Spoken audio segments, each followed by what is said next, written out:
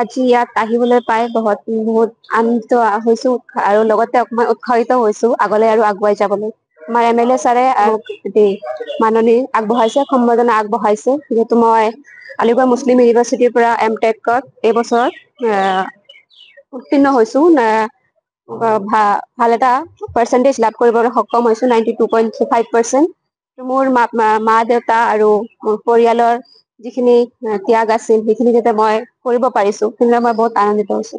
আৰু আজি MLA ছাৰে মোক এইখিনি সম্বৰ্ধনা দিয়াৰ কাৰণে মই আগলৈ যাতে আৰু আগুৱাই যাব পাৰো তাৰ কাৰণে অকমান উৎসাহ লাভ কৰিছো। আৰু মই আশা কৰো যাতে মোকো দেখি পেলাই আৰু আমাৰ অঞ্চলৰ যি ল'ৰা ছোৱালী আছে সিহঁতে আগুৱাই যাবলৈ সক্ষম হয়। মই ডিপাৰ্টমেণ্টত প্ৰথম স্থান পাইছো। আগলৈ মই ভৱিষ্যতে আৰু অকমান ৰিচাৰ্চ ফিল্ডত যাব বিচাৰো। মই আগলৈ সেইটো কৰিম বুলি আশা ৰাখিছো। PhD বা ফাৰ্ডাৰ হায়াৰ ষ্টাডিলৈ যাম বুলি আশা ৰাখিছো।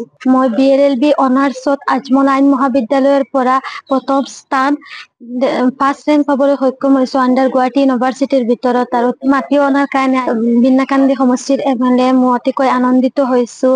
তেওঁ মোক সম্বৰ্ধনা দিছে, ইয়াৰ কাৰণে মই অতিকৈ আনন্দিত হৈছো, ধন্যবাদ জনাইছো।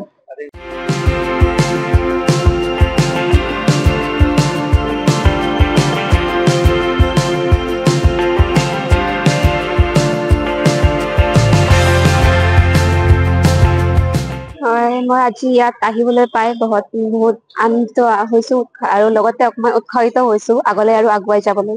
আমাৰ MLA ছাৰে মাননি আগবঢ়াইছে, সম্বৰ্ধনা আগবঢ়াইছে, যিহেতু মই আলিগড় মুছলিম ইউনিভাৰ্চিটিৰ পৰা MTech এইবছৰ উত্তীৰ্ণ হৈছো। ভাল এটা পাৰ্চেন্টেজ লাভ কৰিবলৈ সক্ষম হৈছো, 92.5%। মোৰ মা দেউতা আৰু মোৰ পৰিয়ালৰ যিখিনি ত্যাগ আছিল সেইখিনি যাতে মই কৰিব পাৰিছো, সেইবিলাক মই বহুত আনন্দিত হৈছো। আৰু আজি MLA ছাৰে মোক এইখিনি সম্বৰ্ধনা দিয়াৰ কাৰণে মই আগলৈ যাতে আৰু আগুৱাই যাব পাৰো তাৰ কাৰণে অকমান উৎসাহ লাভ কৰিছো। আৰু মই আশা কৰো যাতে মোকো দেখি পেলাই আৰু আমাৰ অঞ্চলৰ যি ল'ৰা ছোৱালী আছে সিহঁতে আগুৱাই যাবলৈ সক্ষম হয়।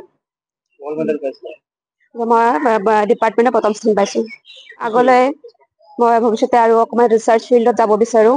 মই আগলৈ সেইটো কৰিম বুলি আশা ৰাখিছো। PhD বা ফাৰ্ডাৰ হায়াৰ ষ্টাডিলৈ যাম বুলি আশা ৰাখিছো।